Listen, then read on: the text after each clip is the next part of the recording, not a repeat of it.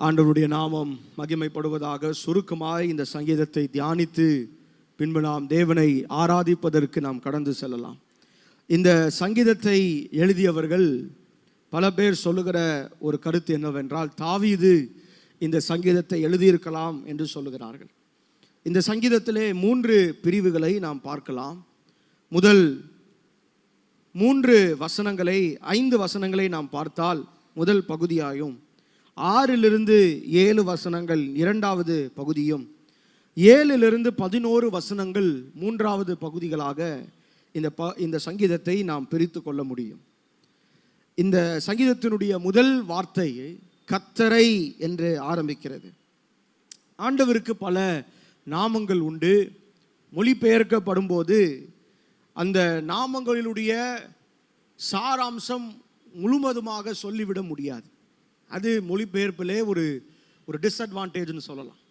இந்த இடத்துல நாம் பார்க்கிற கர்த்தர் எதை குறிக்கிறது என்றால், எந்த நாமத்தை குறிக்கிறது என்றால், ஏலோஹிம் என்ற வார்த்தையை எபிரேய பாஷையிலே நீங்கள் பார்க்க முடியும்.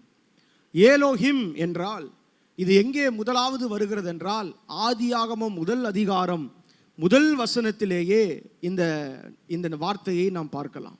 ஆதியிலே தேவன் வானத்தையும் பூமியையும் சிருஷ்டித்தார். இந்த முதல் வசனத்திலேயே இந்த ஆண்டவருடைய வல்லமையுள்ள நாமமான இந்த ஏலோஹிம் என்ற வார்த்தையை நாம் பார்க்கலாம். ஏல் என்பதற்கு அர்த்தம் என்னவென்றால் வல்லவர் என்ற அர்த்தம், ஸ்ட்ராங், ஸ்ட்ரென்த் என்ற அர்த்தம். முதல் வசனத்திலேயே ஆண்டவர் பன்மையாக தேவன் ஒருவர் என்பதை நாம் அறிந்திருக்கிறோம். ஆனால் அங்கே திரித்துவத்தை முதல் வசனத்திலே ஆண்டவர் எழுதி வைத்திருக்கிறார். இந்த ஐ எம் ஹிம் என்று முடிகிறதே, ஆங்கிலத்தில் எப்படி plural, boy boys, girl girls, இந்த எஸ்ன்னு முடிந்தா பன்மையாக பார்க்கிறோம். அதே போல தமிழில் ஆண் ஆண்கள், அந்த கல்ன்னு முடிஞ்சா எப்படி பன்மையாக பார்க்கிறோமோ, எபிரேய பதத்திலே ஐஎம் என்று முடிந்தால் அது பன்மையாக பார்க்கப்படுகிற ஒரு காரியம். ஏலோஹிம் என்றால் அது பன்மையாக பார்க்கிறோம். ஆனால் ஆண்டவர் அதை ஒவ்வொரு முறையும் தம்முடைய ஜனங்களுக்கு தெரிவிக்கும் போது ஆச்சரியமாய் அந்த வார்த்தைகளை மறுபடியும் அவர் சொல்கிறார். தேவன் ஒருவரே, ஜனமாகிய இஸ்ரவேலே கேள், உன் தேவன் ஒருவரே. உபாகமத்திலே நாம் வாசிக்கிறோம். இந்த பகுதியிலே நாம் பார்க்கும் பொழுது இந்த கர்த்தர் என்ற வார்த்தை அங்கே வருகிறது. கிட்டத்தட்ட ஆதியாகமம் முதல் 2 அதிகாரத்திலேயே இந்த ஏலோஹிம் என்ற வார்த்தை பல முறை பயன்படுத்துகிறது, 35 முறை பயன்படுத்துகிறதாக நாம் காணலாம். ஆதியாகமம் புஸ்தகத்திலே மாத்திரம் வேதாகமம் முழுவதும் நீங்கள் கவனித்து பார்த்தீர்கள் என்றால் 2500 முறை இந்த ஏலோஹிம் என்ற ஆண்டவருடைய நாமம் வருகிறது. 2500 டைம்ஸ் இந்த முழு வேதாகமத்திலும் இந்த நாமம் என்பது வல்லமையுள்ள நாமம் என்பதை நீங்களும் நானும் அறிந்து கொள்ள வேண்டும். இந்த சங்கீதத்திலே என்ன நமக்கு இருக்கிறது என்றால், இதை நாம் விவரமாய் வருகிற வாரங்களிலே கர்த்தருக்கு சித்தமானால் நாம் தியானிக்கலாம். ஆனால் இந்த சங்கீதத்திலே நாம் பார்க்கும் பொழுது, இந்த சங்கீதம் அதற்கு நான் கொடுத்திருக்கிற தலைப்பு, இது ஒரு ஆராதனைக்கான அழைப்பு, a call to worship the Lord. எந்த கர்த்தரை என்றால் வல்லமை நிறைந்த ஆண்டவரை ஆராதிப்பதற்கு கொடுக்கப்படுகிற ஒரு அழைப்பு. சங்கீதக்காரன் தன்னுடைய ஜனங்களை பார்த்து அவர் எப்படிப்பட்டவர், ஏன் அவரை ஆராதிக்க வேண்டும், ஏன் அவர் வாழ்த்தப்பட வேண்டும் என்பதற்கு ஒரு அழைப்பு கொடுக்கிறார். இன்றைக்கு அது நமக்கும் ஒரு பெரிய அழைப்பு. அந்த ஆண்டவரை ஏன் ஆராதிக்க வேண்டும்? 3 பகுதிகளாக நாம் பார்த்தோம்.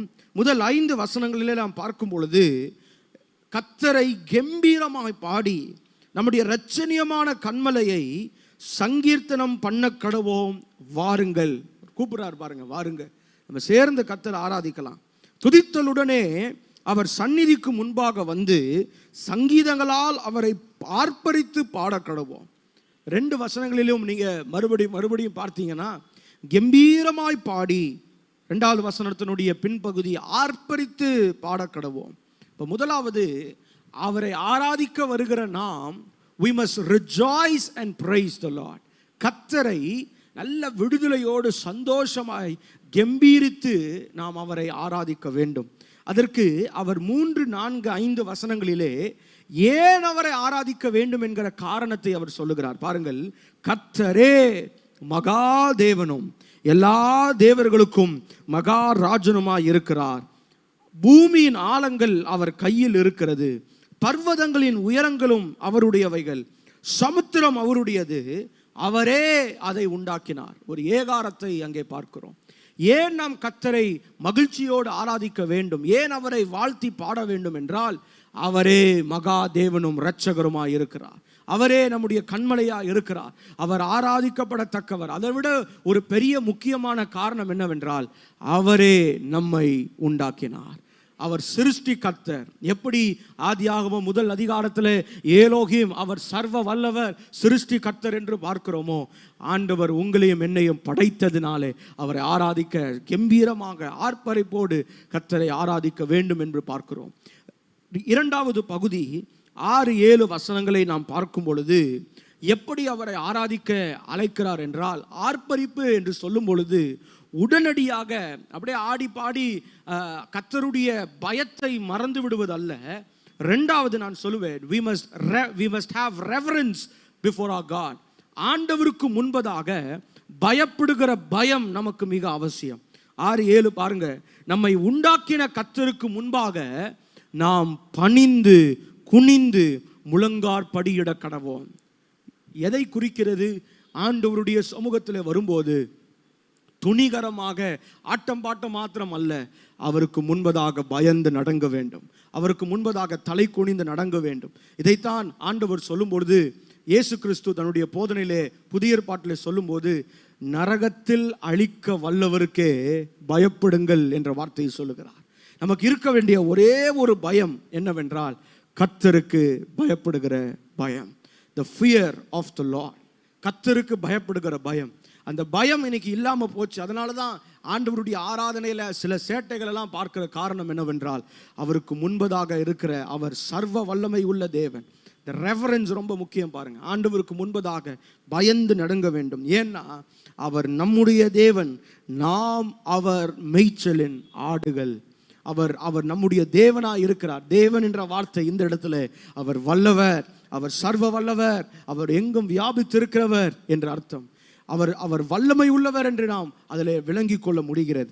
மூன்றாவது 7 - 11 வசனங்களை நாம் வாசித்து பார்த்தால், ஆராதனைக்கான அழைப்பு என்னவென்றால், முதலாவது நாம் பார்த்தோம், அவரை கம்பீரமாய் ஆர்ப்பரித்து சந்தோஷமாய் அவரை பாடி ஆராதிக்க வேண்டும். இரண்டாவது, ஆராதனைக்கு வரும்போது நடுக்கத்துடனே பயத்துடனே கர்த்தரை சேவியுங்கள், நடுக்கத்துடனே அவரை தொழுது கொள்ளுங்கள் என்று வேதம் சொல்லுகிறது. அந்த பயம், கர்த்தருக்கு பயப்படுகிற பயம், முழங்கால் படியிட்டு தாழ விழுந்து பணிந்து ஆராதிக்க வேண்டும். உங்களுக்கு தெரியுமா, எப்பொழுதெல்லாம் வேதாகமத்திலே கர்த்தர் என்ற வார்த்தை வருகிறதோ அதை மொழிபெயர்த்தவர்களும் இந்த காகிதத்திலே எழுதும் போதும் அச்சிடப்படும் போதும் ஒவ்வொரு முறையும் யூதர்கள் எழும்பி சற்று விலகி போய் அந்த வார்த்தை எழும்புவதற்கு முன்பதாக தாழ விழுந்து பணிந்து ஆராதித்து பின்பு பயத்துடனே அந்த வார்த்தைகளை எழுதினார்களாம். அப்போது நாம் ஆராதிக்கிற தேவன் எப்படிப்பட்டவர் என்பதை நாம் மனதிலே வைக்க வேண்டியது மிக மிக அவசியம். The word Lord is something that is very significant. அது மிகவும் வல்லமை உள்ளது, முக்கியமானது, முக்கியத்தன்மை உடையது. நாம் ஏன் இன்னைக்கு தைரியமா அந்த நாமத்தை சொல்றோம்னா, ஆண்டவராகிய இயேசு இந்த உலகத்தில் வந்தபோது, என் நாமத்தினாலே நீங்கள் எதை கேட்டாலும் அதை நான் தருவேன். அந்த வல்லமையை அதிகாரத்தை கொடுத்தது ஆண்டவராகிய இயேசு கிறிஸ்து. இன்றைக்கு யூதர்கள் இந்த வல்லமையுள்ள நாமத்தை அவ்வளவு எளிதா தங்களுடைய வாயில துணிகரமா சொல்ல மாட்டாங்க, தைரியமா சொல்ல மாட்டாங்க. ஆனா உங்களுக்கு எனக்கு கிடைத்திருக்கிற ஒரு பெரிய ஸ்லாக்கியம் என்ன தெரியுமா?